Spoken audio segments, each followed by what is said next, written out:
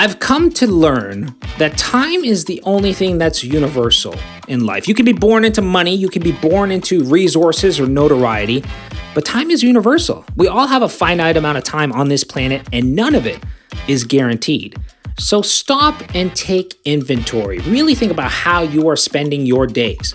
Who are you spending most of your time with? What are you spending most of your time doing? What are you building? How you spend your days is how you spend your life, in essence. If you were able to zoom out and look at each day and see how that day contributes to the bird's eye view of your life, would you be satisfied? Would you be content with the direction of your life? Or would you, like me so many years ago, kind of freak out a little bit?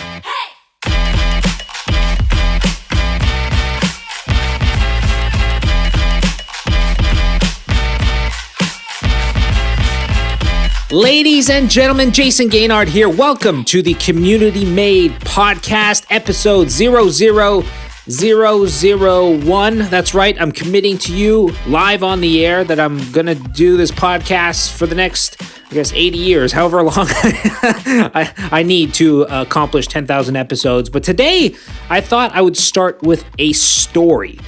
I failed grade 10 math. There you have it. I thought I would start with a vulnerable piece of information. I am a high school dropout because of it. I simply could never grasp the real world applications of concepts like algebra and other mathematical equations that I can't even think of. So I just never went back to finish it. And it's ironic because today's episode is about a simple math calculation that would change the trajectory of my life forever.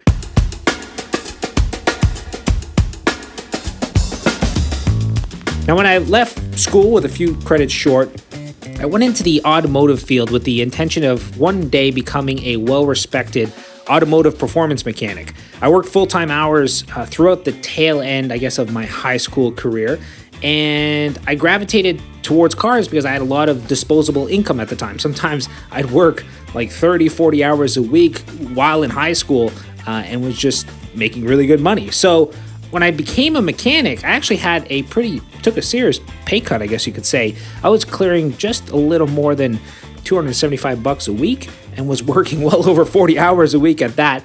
But I loved what I did. So spending the majority of my time on high performance vehicles really tapped my creativity constantly, and I was starting to get noticed, which was obviously nice. But one of the major downsides to being a automotive performance mechanic or a mechanic of any kind is that the summer is hot. It can be very hot working underneath, the hoods of these cars or underneath these engines or dealing with hot oil or hot brake fluid or hot brake pads or brake rotors. It is, at least back then, there was no air conditioning. So you had to toughen up and kind of stick it out. But I remember one day during one of these hot days in July, I just finished a brake job and I headed over to the wash basin to clean up. And I remember blowing my nose in this paper towel and pulling back and seeing, it was brown paper towel to begin with, but then seeing brake dust in that paper towel. And I remember looking up to the mirror. I remember just like it was yesterday, looking back up to the mirror and just feeling like something was wrong. And I looked to my right and I saw one of the shop owners who was in his probably mid-30s at the time holding his elbow because of tendinitis caused by the impact guns. And I looked back again at that mirror. I was standing there with my blue Honda hat with a red Honda logo on it, my work shirt with my name embroidered on the left-hand side, and I just kind of shook my head. I'm like, something's wrong with this picture. Later that day, as I sat down at my normal lunch spot, which was Greek Diner, a few streets over from the shop that I worked at, I was sitting there waiting for my food and just fiddling around with my phone, and I had a thought. I'm like, I wonder what the average lifespan is. Turns out with a quick Google search that the answer is 80 years for the, average North American male. And I then opened up my calculator app and just started to mess around with different figures until one of those calculations stopped me dead in my tracks. The average lifespan in the perspective of days, which is 29,200. I then took my age at the time, which was 18, and multiplied that by 365 days, which gave me a figure of 6,570. I had already lived 6,500 out of my 29,000 days on this earth. Now, I'm 32 now. It's still close to impossible for me to grasp one day being 80 years old, right? You hear it all the time that time flies and the old saying that, old age creeps up on you and those kind of things. And we know it intuitively that it's true, but for some reason it rarely carries any weight. But when I saw my life in the figure of days, it became very real. And I decided right then and there that I couldn't watch my days just tick away. That afternoon, I quit without knowing what I was going to do next. The only thing I knew with 100% certainty is that I didn't want to stay on that path.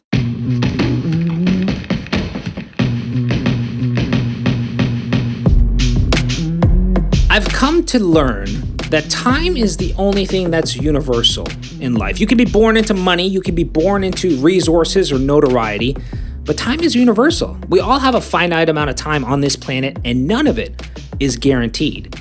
In the words of Harvey Mackay, time is free, but it's priceless. You can't own it, but you can use it. You can't keep it, but you can spend it. Once you've lost it, you can never get it back.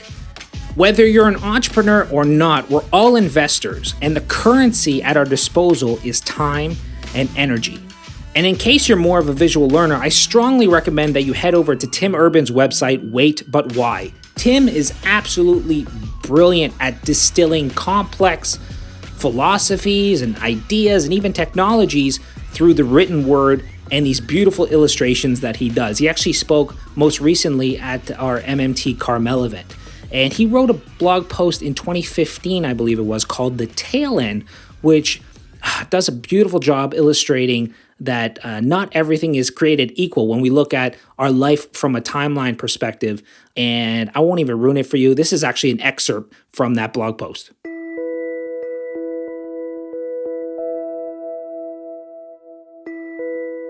What I've been thinking about is a really important part of life that isn't spread out evenly through time. Something whose already done / still to come ratio doesn't at all align with how far I am through life.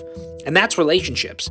I've been thinking about my parents who are in their mid-60s. During my first 18 years, I spent some time with my parents during at least 90% of my days. But since heading off to college and then later moving out to Boston, I've probably seen them an average of only 5 times each year, for an average of maybe 2 days each time. So that's 10 days a year, about 3% of the days I spend with them each year of my childhood. Being in their mid-60s, let's continue to be super optimistic and say I'm one of the incredibly lucky people to have both parents alive into my 60s. That would give us about 30 more years of coexistence. If the 10 days a year thing holds, that's 300 days left to hang with mom and dad, less time than I spent with them in any one of my 18 childhood years. When you look at that reality, you realize that despite not being at the end of your life, you may very well be nearing the end of your time with some of the most important people in your life. It turns out that when I graduated from high school, I had already used up 93% of my in-person parent time. I'm now enjoying the last 5% of that time. We're all in the tail end. It's a similar story with my 2 sisters. After living in a house with them for 10 years and 13 years respectively, I now live across the country from both of them and spend maybe 15 days with each of them a year. Hopefully that leaves us with about 15% of our total hangout time left. The same often goes for old friends. In high school, I sat around playing hearts with the same 4 guys about 5 times a week. In 4 years, we probably racked up 700 group hangouts. Now scattered across the country with totally different lives and schedules, the 5 of us are in the same room at the same time probably 10 days each decade. The group is in its final 7%.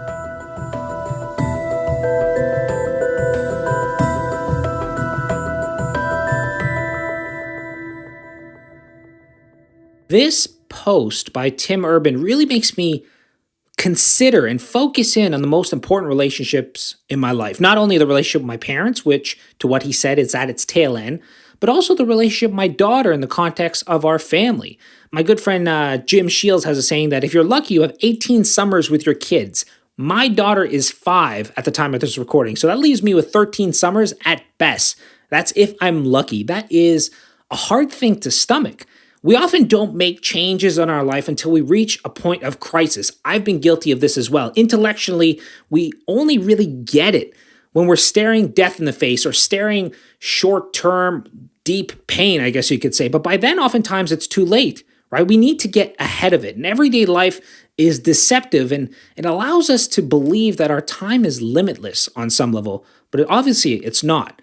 Now, I think there's an interesting twist to all of this because there's variables, right? You can get hit by a bus tomorrow and not get your full 29,000 days, or because of exponential technologies, it can make us live much longer lives. So nothing is guaranteed other than the fact that one day we will definitely die. And world-renowned astrophysicist Neil deGrasse Tyson does a great job illustrating the beauty in our mortality. It is the knowledge that I'm going to die that creates the focus that I bring to being alive. The urgency of accomplishment, the need to express love now, not later. If we live forever, why ever even get out of bed in the morning? Because you always have tomorrow. That's not the kind of life I want to lead. I fear living a life where I could have accomplished something and didn't. That's what I fear. I don't fear death. So stop and take inventory. Really think about how you are spending your days. Who are you spending most of your time with? What are you spending most of your time doing? What are you building? How you spend your days is how you spend your life, in essence. If you were able to zoom out and look at each day and see how that day contributes to the bird's eye view of your life, would you be satisfied? Would you be content with the direction of your life? Or would you, like me so many years ago, kind of freak out a little bit, right? Another way to actually frame this, I forget where I heard this from, but I love it. If your life was a book, would you read it?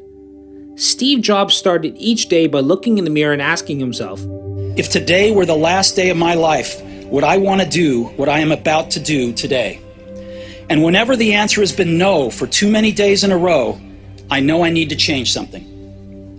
Remembering that I'll be dead soon is the most important tool I've ever encountered to help me make the big choices in life.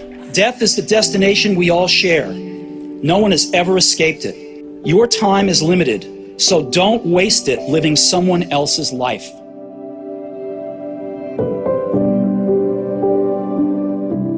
Now take it back to that day when I saw myself in the mirror at that auto shop and I knew I had to make a change. Well, that Thursday afternoon, I just up and quit pretty much. And that weekend I went to a job fair at a car dealership where I was offered a position in car sales.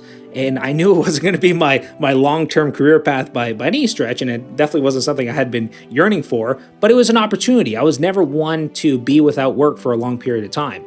That job was short-lived and lasted about 6 weeks because while I was there, the idea of my first business came to me. One day, a guy came in his mid-40s, walked into the dealership to buy a car. We went back and forth a little bit, ended up selling him a brand new Acura. And because he and I hit it off, I ended up delivering the car to him personally. And he actually owned a manufacturing plant, in fact, not too far away from the car dealership. And this could have been actually one of my first interactions with a real entrepreneur because I'm not from a family of entrepreneurs.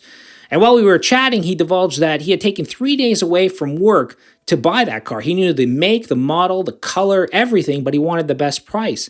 And I'm like, that's a terrible investment of your time because in theory, you could probably just hire somebody and they could get you the best price based on the relationships and that kind of stuff. So I decided to start a business geared towards car shopping.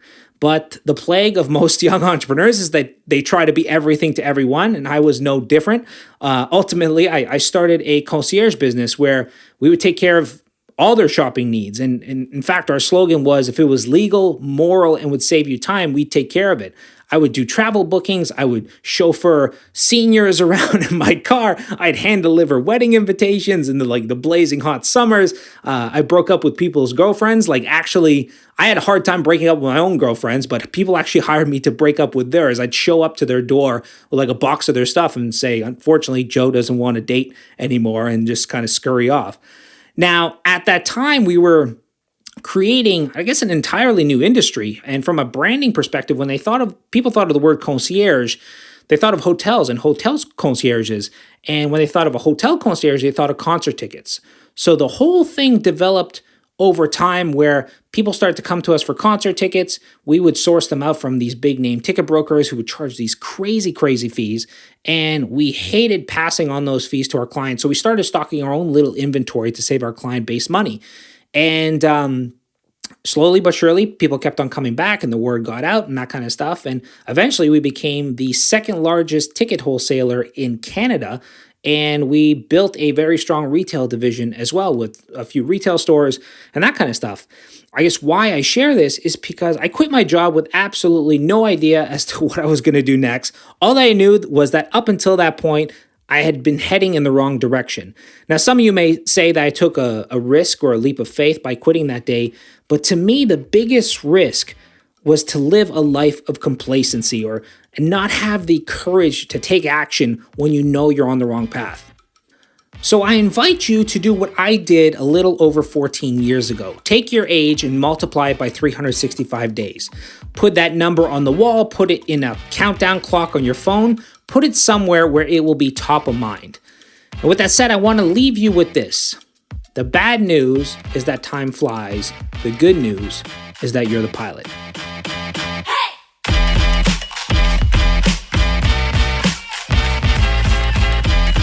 That's it for this episode, ladies and gentlemen. This is episode 1 of season 1 and episode 2 of the Community Made podcast. I'm going to challenge, this is a big one, I'm going to challenge the religion of scale. In that episode, I share why scaling a business can be stupid, why the majority of us often construct a life of complexity with the end goal of achieving a life of simplicity. And I ended that episode with a story of a businessman and a Brazilian fisherman, a story that fundamentally changed the way I viewed my life. Thanks again for tuning in and enjoy your week.